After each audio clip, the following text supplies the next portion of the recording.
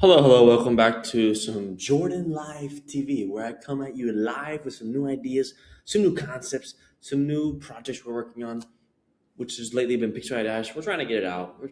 That's the idea. We're gonna push it as much as we can, get it across the finish line.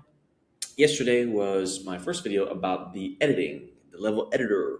And if you've never made a level editor before, or maybe if you have, then you know what you're talking about. But if you haven't, then at least in my experience, it's been kind of challenging making a level editor, especially because in Pixar Dash, the whole way to create levels used to be a JSON configuration file, which I actually wrote a pretty cool library in Go that parsed JSON pretty fast.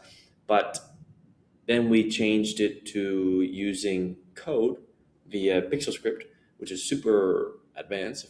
I mean, I know the guy who made it. He's pretty smart. And then now I'm using the same idea of code based level creation. However, we're doing it via a level editor, which means that you'll be able to make levels via your phone comfortably without having to step down into code. Because the whole idea behind Pixel Script essentially is that you would write most of your code in a high level language like Python, Julia, what was that? Python, Lua, or JavaScript. And then when you need that extra performance, that extra, then you drop down the C++, C, Rust, Zig, not my favorite language, but you can drop down into your own host language, and you really rarely have to do that as long as the core libraries provided by PixelScript are good enough.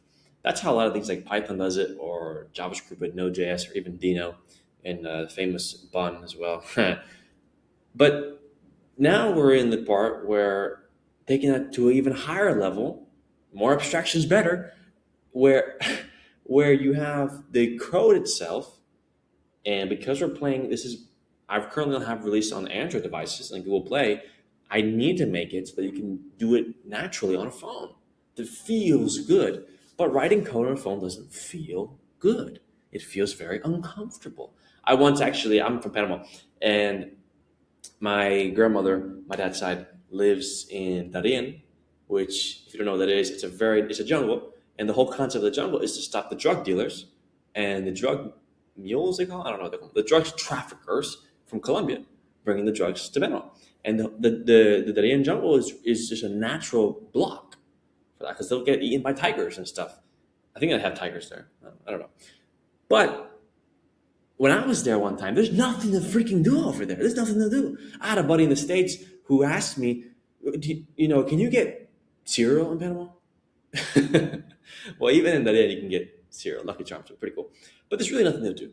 And I was there, I had my phone with me, and I was kind of just hanging out on the ground, on the hammock. And I put up my phone, I downloaded an app beforehand. And when I got there, I wrote a little Python script using, I think it was tk-enter, yeah. And it was fun. In general, it was just fun concept to do. But it was fun because I guess I had nothing else to do really other than look at the sky and be in nature, which is a nice experience. Coding on a phone, back to the point, coding on a phone is not fun. It's doable, but it's not really. I mean, Python is there's not much syntax, but it's not really ideal. Pixels AI Dash is going to it has a level editor. I'm iterating it daily. Yesterday we had a video, today we have another video. I'm iterating it daily so that you can create your level. The code is generated automatically for you, get templates via the logic behind it. No AI yet. Maybe in a future release with a Epoch 1, which is a new library I'm working on, for running LLM models locally. LLM models, that's kind of redundant, large language model. And here we go. Let's just jump into it and see what it looks like. All right. I think I changed the code already, the default code, which we use Lua for the level editor. It's going to default to be using Lua for most, unless you're actually jumping in and adding custom behaviors or custom objects that don't exist in our nodes that don't exist. Oh, that nodes, I forgot about that. That don't exist already in the Pixar Dash ecosystem. You won't have to touch a single line of code. I prefer to do that, touch code and write code. So that's my personal preference. All right. Remember, we last show we had the tile auto tile generator, and we can also go back and create trees and whatnot. We can create them manually, or we can just auto tile them as well, right? And then if I want to add some leaves to the tree, you notice, dude, Jordan, do you only have trees? Well, no, we also have, look at that, look at that. Auto tile's not perfect. That's interesting.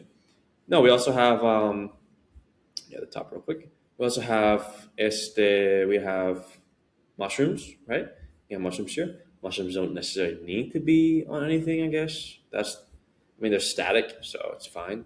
And we can pull it out there and pull it out there, and let's actually connect the two here, and then add a head. You really don't have to add a head. There's a little dot in the middle there, but I mean, it's up to you. It's a personal preference. And I have a mushroom and a tree, right? You can also add branches, etc., etc. Now, though, we can also see the code. Let's look at the main Lua code here.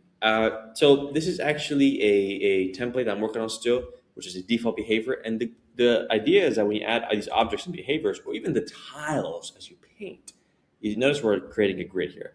The grid is, and we're setting the layers. It has to be before we add to layer. The grid itself is going to have a method, a new method I have to compile to the fast terrain mod API. The grid itself is going to have something like a method, something like load from array kind of thing, and then it would be a matrix of, yeah, it would be a matrix of arrays, essentially. Matrix of arrays, huh?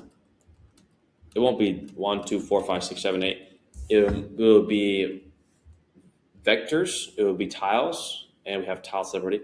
It will be something like, and you're not going to kill this out by hand, but this works because the grid itself, I mean, it doesn't need to do anything special. The grid itself, if I create a tile, we also have to have a vector 2, etc., etc., etc. When you create a tile in Pixelray Dash and the fast terrain module API, you have the ability to control, what the heck? Oops. To control the layer, to control any alternate tiles you want to load, and to control where the tile goes on the map. That's the idea behind the new method in the API coming out. But you're not going to have to write that code unless you want to. I'm going to do that. I like writing code. Ideally, you're going to be using the default objects or perhaps objects from a community if I created it or not. Here we have the new objects window, which wasn't working yesterday. And when we click on an object, we have a little pop-up on the bottom here. All objects have a rarity. Some objects have their own settings involved. Right now, for coins and for trees, there's no other settings other than a rarity and a spawn tile. Spawn tile, you select the tile, and it shows every tile that's currently in any tile that we have selected. And we're going to be using the same logic not only for spawning objects, but also for whoops, looks like, there we go. I'll have to fix that little bug. Not only for spawning objects, but also for spawning behaviors and spawning nodes. It always spawns on a specific tile. Well, that's it for today. Stay tuned for tomorrow. And remember, this month, this update of the modding system, you'll be able to mod your entire games. The modding is going to be done via the code editor specifically, or the level creation, which is what we're showing right now. And that's the update coming out.